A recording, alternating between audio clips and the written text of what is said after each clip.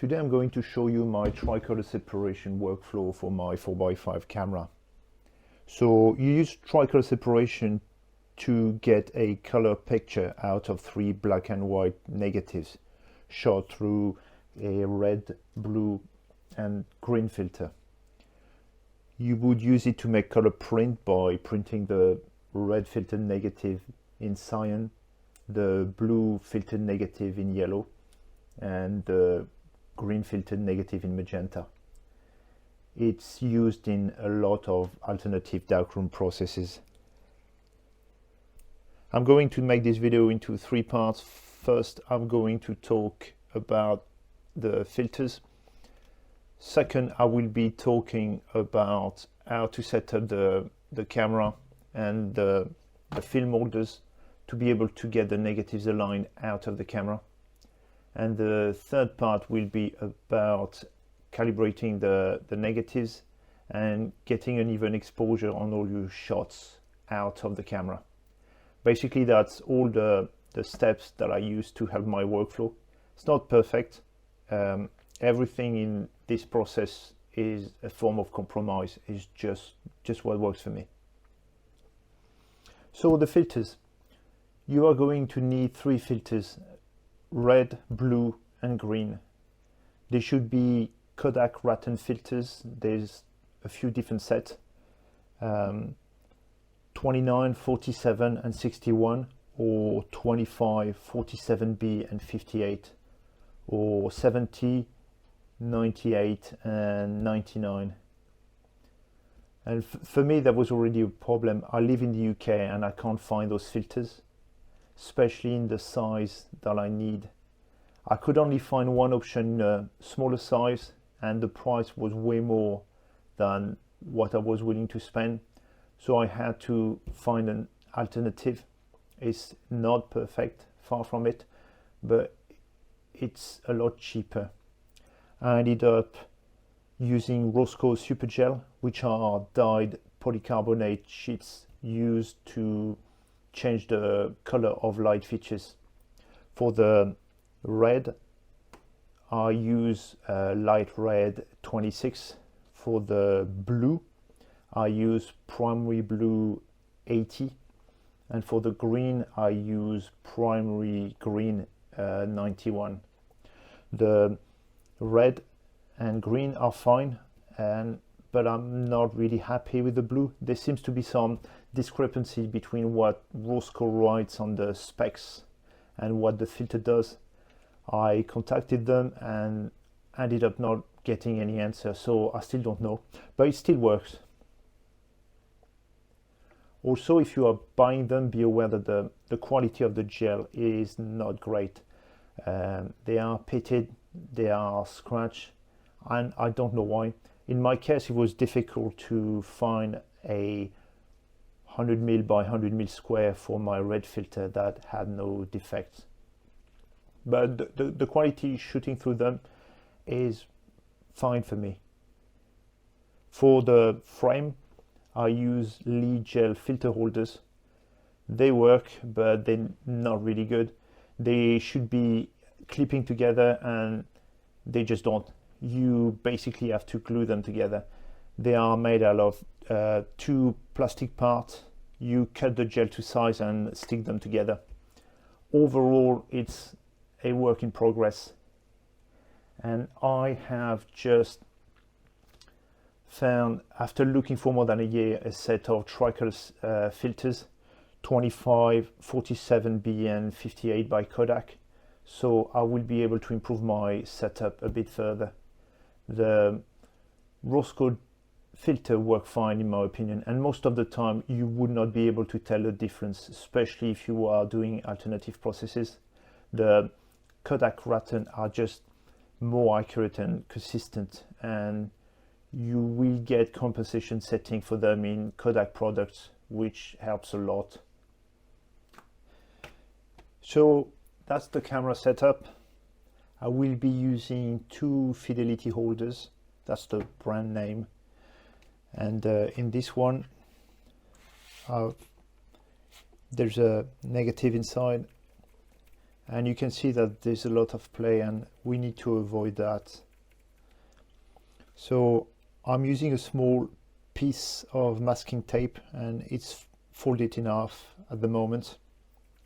And at that point you need to make a decision as to which corner to push the negative against. You can decide from your enlarger negative holder if it has a corner placement, or just how you want to use it. That will have to be your choice. So I'll place it in one of the corner, push it against the side and down against the two tabs, and I push the tape to secure the negative.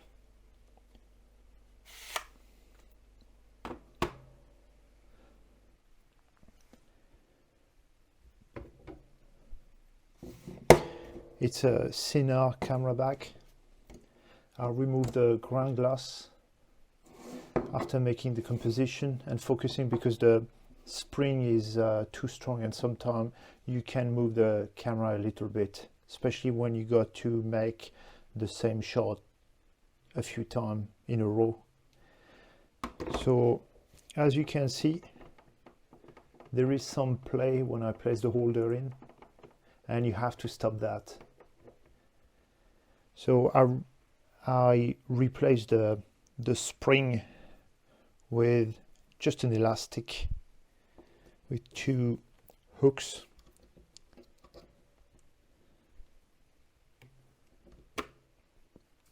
And I push the holder in the same corner where the film is inside, and your negative will all be exposed aligned.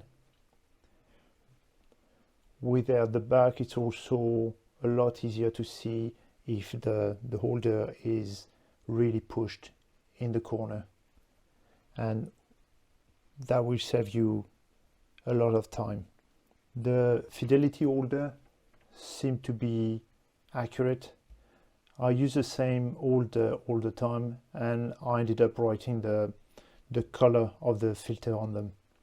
And I make sure also when I develop the negative that I keep track of which is which, and as soon as possible I put a bit of colored marker pen on them to make sure that I can identify them in the future. The exposure calibration. For the negative, first you need to use panchromatic film to capture the full spectrum of light that we need. I will use an exposure meter with a spot meter and a gray card. I measure the exposure on the gray card, and after I measure the same exposure but through each filter, and I make a note of all those exposures here, like it's in its column. Then I use my camera to take 4 exposures of the gray card, one with no filter and one with each filter with the exposure that I've just recorded. I wanted to show you the negative that I've exposed, but that was some time ago and I just can't find them. But you should see that some of the negatives are not exposed properly. The most obvious will be the one with a green filter negative. That's because the negative film does not have an even sensitivity to the full spectrum of light, and usually it's less sensitive to green light. At that point you need to take every negative that you have exposed and measure the density of the gray card on each one with a densitometer. I can't show you my densitometer working at the moment because one of the capacitors has blown up and I need to resolder it. So if you are interested, I have linked a video below from the naked photographer that explains how the densitometer works. But basically you put the negative underneath there, take a reading, and the reading appears here. So the unfiltered negative will be the reference.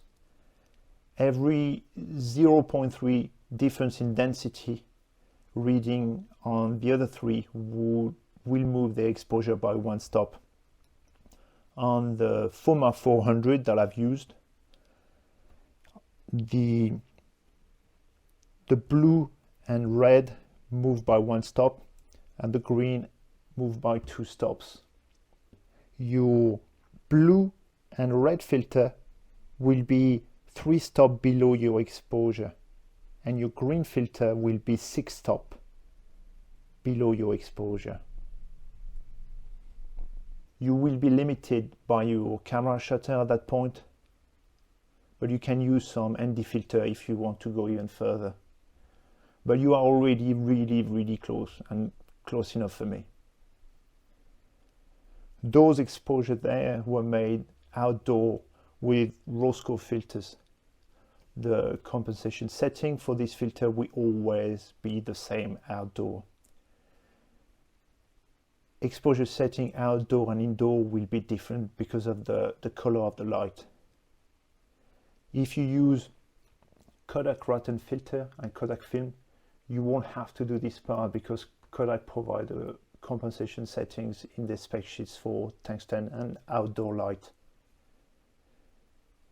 Now that your negatives are properly exposed, when assessing the color picture, you can just change the overall exposure instead of each filtered shots. And after that, it's about the printing. So I hope that I explained myself clearly. If you have any question, just put it in the comments and I will try to answer everyone as best as I can. If you like the video, you can like and subscribe. That would help the channel.